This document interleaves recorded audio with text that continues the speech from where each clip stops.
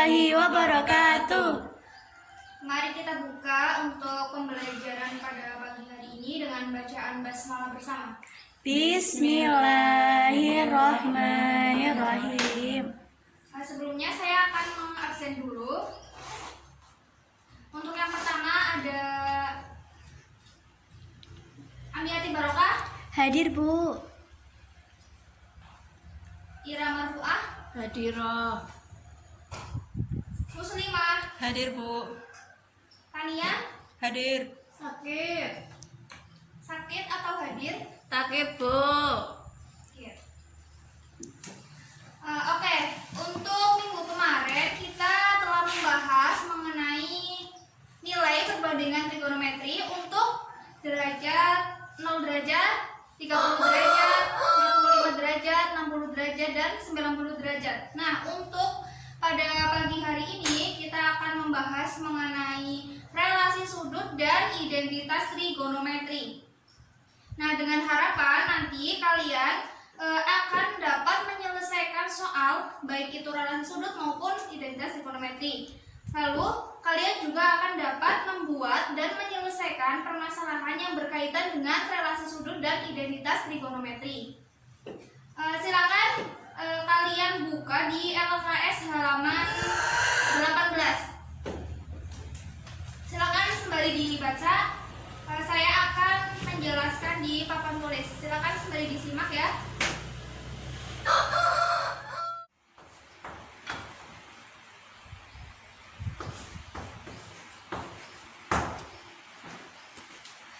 Silakan kalian simak di papan tulis di depan ini.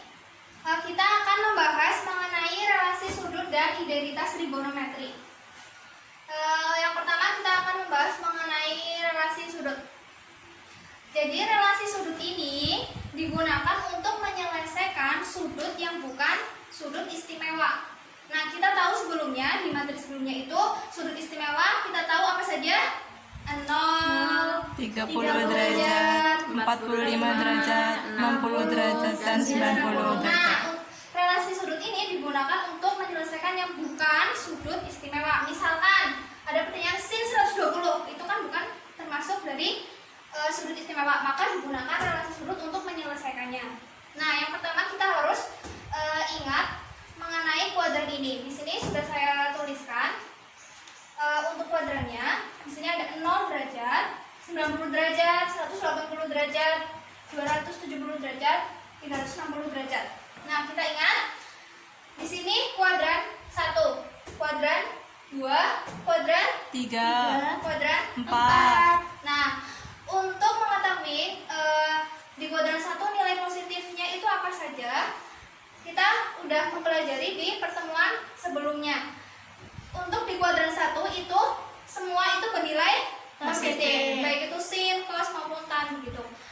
Untuk di kuadran 2 hanya sin saja yang bernilai positif. Selain itu berarti bernilai Negatif. Untuk di kuadran 3 itu tan saja yang bernilai positif. Yang selain itu berarti negatif. Begitu pula di kuadran yang keempat, yaitu hanya cos saja yang bernilai positif. Selain itu berarti bernilai negatif. Begitu. Selanjutnya kita simak di sebelah sini. Kita akan menyelesaikan relasi sudut yang sudutnya itu positif. Begitu. Yang pertama, kita bisa menggunakan ada 2 cara untuk menyelesaikannya. Kita bisa mengambil dari sumbu X dan kita juga bisa mengambil dari sumbu Y. Untuk sumbu X kita tahu di sini ada 180 derajat dan 360 derajat. Nah, sumbu Y itu ada 90 derajat dan 270 derajat. Nah, di sini kita bisa tulis begini, sumbu X 180 derajat dan 360 derajat. Dituliskan 180 derajat plus minus alfa atau 360 derajat plus minus alfa.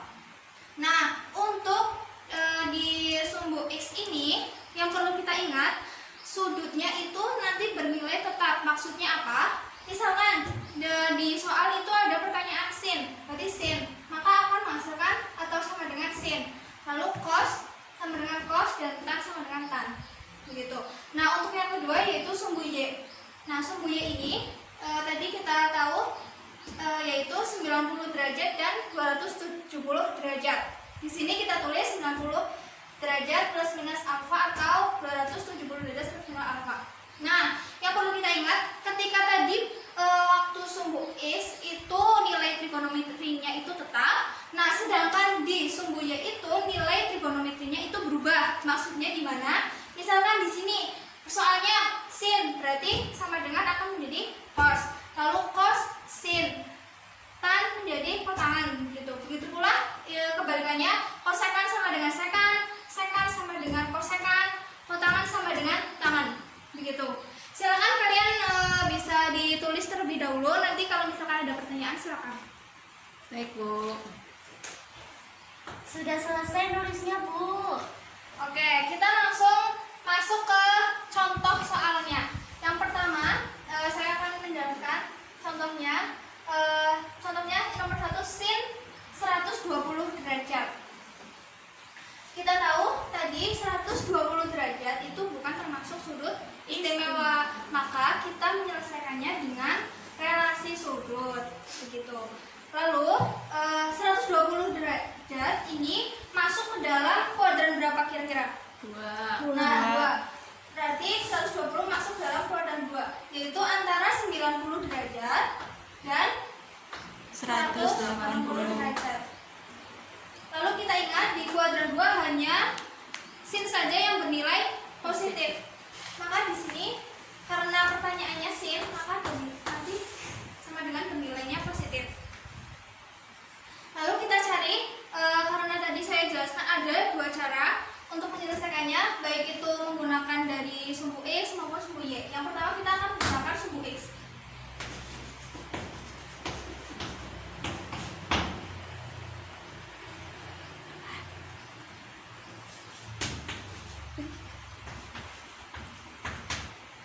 Sin 120 derajat, karena kita ambil dari sumbu X maka nilai trigonometrinya itu tetap, karena sin maka menjadi sin. Nah, kita lihat sumbu X 180 derajat, jadi kita tulis di sini 180 derajat. Kira-kira ketika 180 derajat agar menjadi 120 derajat berarti kita kurangkan dengan berapa? 60. 60 derajat. Sama dengan sin. Nah, di sini sudut yang kita tulis yaitu sudut yang berada di belakang. Sin 60 derajat. Sama dengan sin 60 derajat berapa? Setengah. Nah, sin 60 derajat berarti coba sin 60 derajat berapa? Setengah akar 2, Setengah Bu. 3, Bu. Oke, setengah akar 3. Nah, kita ingat karena bernilai positif maka tetap bernilai positif. Selanjutnya kita gunakan sumbu Y. Di sini kita tulis sin 120 derajat sama dengan sin. Lihat sumbu Y yang berada di kuadran 2, berarti 90 derajat. 90. Nah, 90 ini untuk menghasilkan 120 derajat berarti ditambahkan atau dikurangkan? Ditambah. Ditambah dengan berapa? 30. 30 derajat. Nah, kita ingat lagi karena berada di sumbu Y, maka nilai trigonometrinya itu berubah.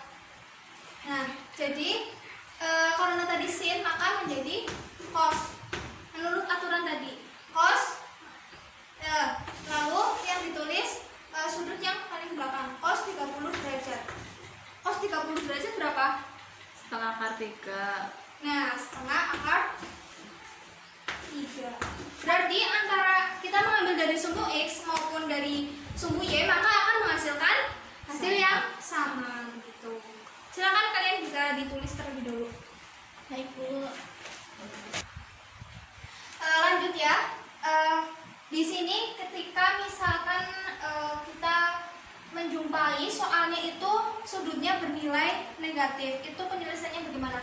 Ketika tadi kita membahas mengenai sudutnya itu bernilai positif, sudah ada aturannya. Di sini ketika kita menjumpai sudutnya itu bernilai negatif. Nah, di sini pun ada aturannya. Misalkan kita menjumpai soal sin negatif 120. Nah, ini ada aturannya tersendiri. Aturannya yaitu di sini saya akan tuliskan.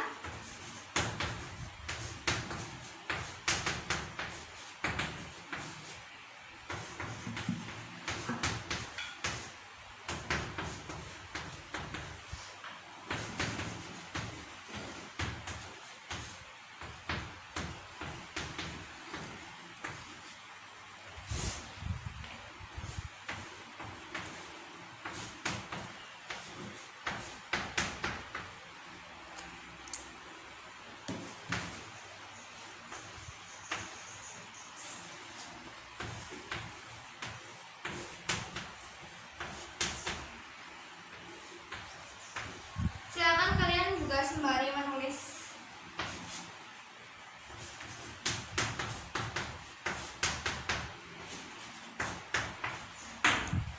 Nah, di sini ada aturan untuk sudutnya itu bernilai negatif. Langsung saja ke contoh soalnya. Misalkan contohnya cos negatif 120.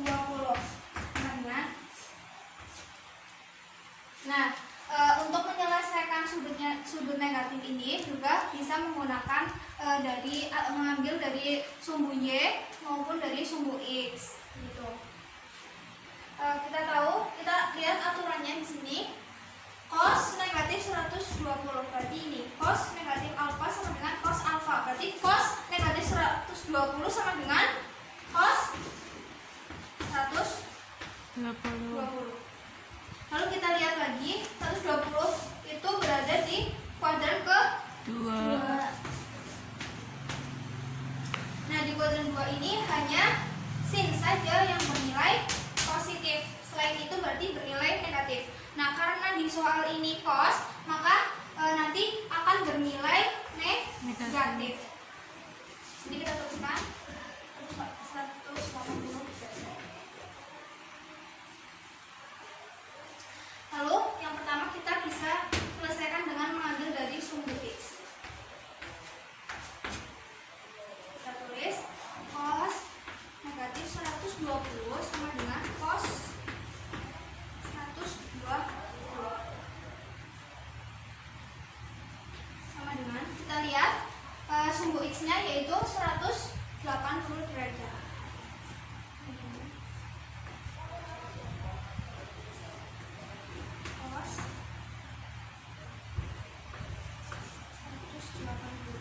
Nah, 180 ini agar hasilnya menjadi 120 berarti kita kurangkan dengan 60 derajat. Nah, cos karena kita ambil berarti sudut yang di belakang ini cos 60 derajat. Nah, cos 60 derajat berapa coba? Ayo, berapa? Setengah, Bu. Nah, cos 60 derajat ini bernilai setengah. Nah, kita ingat karena berada di kuadran 2, nah soalnya itu cos, maka bernilai negatif. Berarti cos negatif 120 derajat sama dengan negatif setengah. Selanjutnya yang kedua,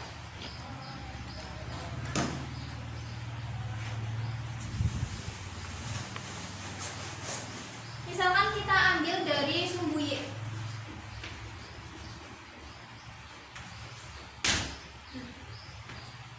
Di sini kita tulis cos min 120 sama dengan cos 120.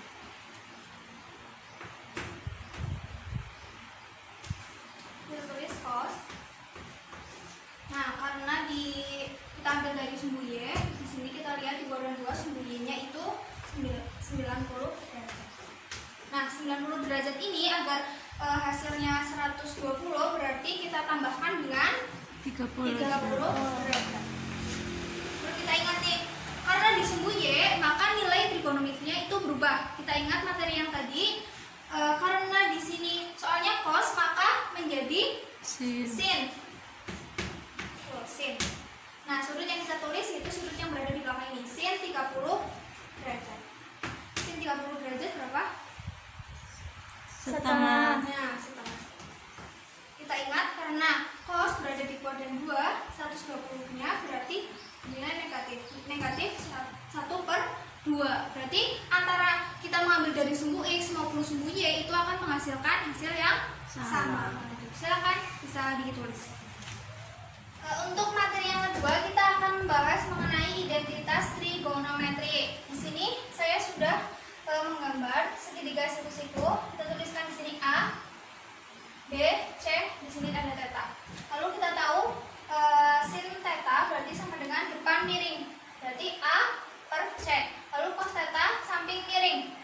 Sampingnya berarti B dan miringnya berarti C. Begitu pula tan theta. Berarti depan samping. Depan A, samping berarti B. Untuk sekan, kotangan berarti kebalikan dari sin, cos, dan tan. Untuk rumus identitas trigonometri ini ada 3 macam. Yang pertama ada identitas Pythagoras, lalu ada identitas kebalikan, dan ada identitas perbandingan. Untuk yang pertama, saya akan membahas mengenai identitas Pythagoras. Kita tahu rumus Pythagoras yaitu A kuadrat plus B kuadrat sama dengan C kuadrat. Nah, untuk memperoleh rumus identitas Pythagoras ini, kita membaginya dengan C kuadrat. Kita bagi dengan C kuadrat berarti A per C kuadrat plus B per C kuadrat sama dengan C per C kuadrat. Lalu kita tahu A per C berarti sama dengan sin theta. Di sini sama dengan sin. Karena di sini kuadrat, berarti kita tuliskan sin kuadrat theta. Ditambah B per C berarti sama dengan B per C cos theta. Karena ada kuadrat, cos kuadrat theta. Dengan C per C berarti sama dengan 1. 1 kuadrat berarti sama dengan 1. Nah, di sini kita peroleh untuk rumus yang pertama pada identitas Pythagoras, yaitu sin kuadrat theta plus cos kuadrat theta sama dengan 1. Yang kedua, di sini kita tulis lagi rumus Pythagorasnya, A kuadrat plus B kuadrat sama dengan C kuadrat. Karena tadi kita sudah membaginya dengan C kuadrat, di sini kita akan membaginya dengan B kuadrat. Kita bagi sama dengan A per B kuadrat plus B per B kuadrat sama dengan C per B kuadrat. Lalu kita lihat di sini A per B berarti sama dengan tan theta. Karena di sini kuadrat berarti tan kuadrat theta. B per B plus B per B 1 kuadrat berarti sama dengan 1 sama dengan C per B berarti sama aja dengan sekan. Karena di sini kuadrat berarti kita tuliskan sekan kuadrat theta. Nah, di sini kita peroleh rumus kedua dari identitas Pythagoras. Lalu ada satu lagi. Kita tuliskan di sini rumus Pythagorasnya A kuadrat plus B kuadrat sama dengan C kuadrat. Karena tadi kita sudah membaginya dengan C kuadrat, lalu B kuadrat, lalu kita bagi dengan A kuadrat. Di sini kita tulis A berarti A per A dibagi A kuadrat kita tuliskan, lalu B per A kuadrat sama dengan C A kuadrat. Kita lihat A per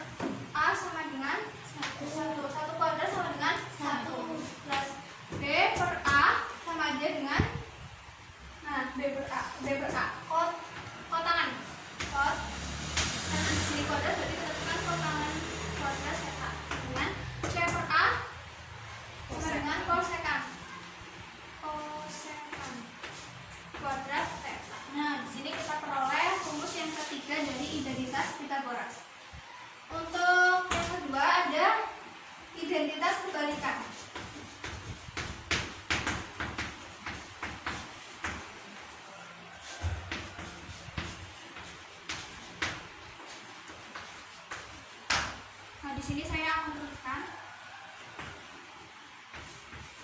cos X sama dengan.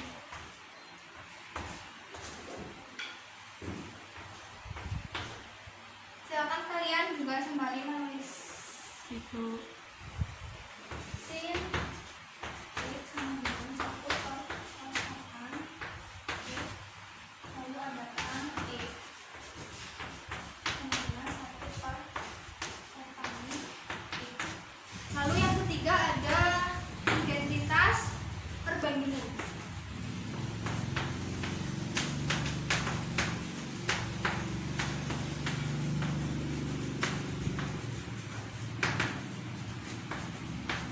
Identitas perbandingan ini ada dua.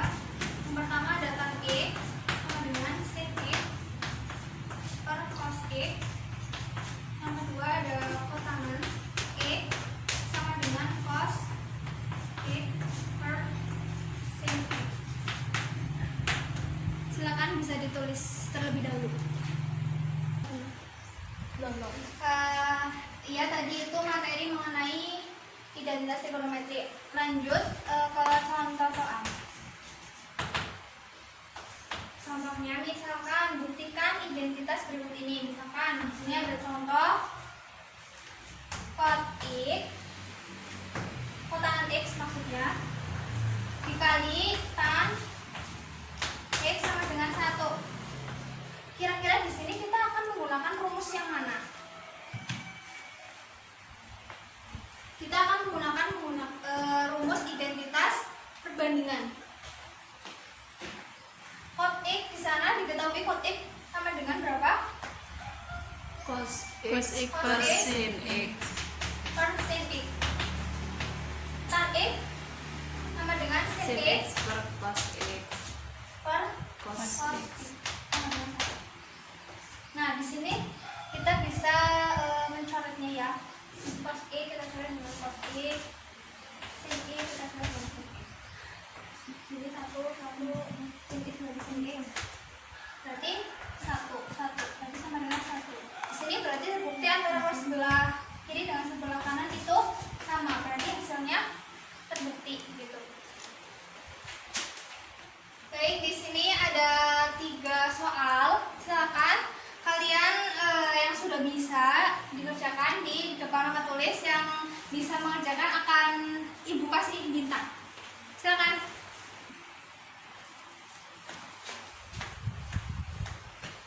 Ya, untuk nomor 1 ada Amiati Barokah, nomor 2 Muslimah, dan yang ketiga ada Ira Marfuah. Silakan dikerjakan.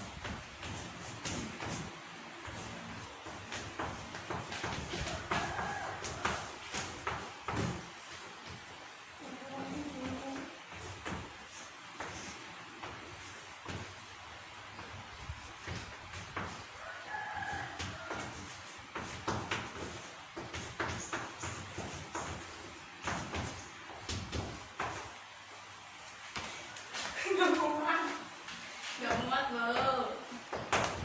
Berarti di sebelahnya.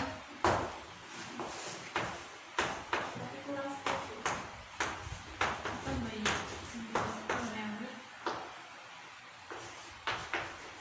Ini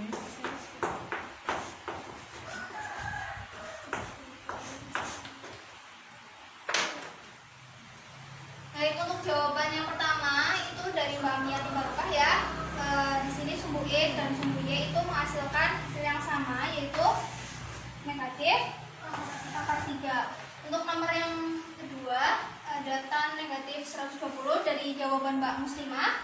Ini jawabannya akar 3. Berarti sama ya, antara kita mengambil dari sumbu X maupun dari sumbu Y. Nah, untuk nomor 3 dari Mbak Ira, ini berarti terbukti ya, tan X sama dengan tan X. Berarti antara ruang sebelah kanan dan sebelah kiri itu sama, begitu. Ya, untuk pertemuan hari ini itu tadi kita sudah membahas mengenai relasi sudut dan identitas trigonometri. Silakan apabila misalkan ada yang belum paham bisa ditanyakan ke teman yang sudah paham gitu ya. Untuk terakhir saya kasih tugas, nanti ada 3 nomor di LKS halaman 20, silakan kalian buka. Itu nomor 1 sampai dengan 3. Nah, untuk minggu depan juga kita akan ulangan ya materi ini. Silakan dipersiapkan dengan baik, belajar. Semoga besok mengerjakannya bisa begitu. Amin. Untuk pertemuan berikutnya juga kita akan membahas mengenai aturan sinus dan kosinus. Jadi kalian juga bisa baca-baca dulu ya di rumah, agar besok ketika misalkan sudah ada pertanyaan begitu, menjumpai kesulitan bisa langsung ditanyakan pada saat pembahasan. Saya rasa cukup untuk pertemuan pada pagi hari ini. Kurang lebihnya mohon maaf. Wassalamualaikum warahmatullahi wabarakatuh. Waalaikumsalam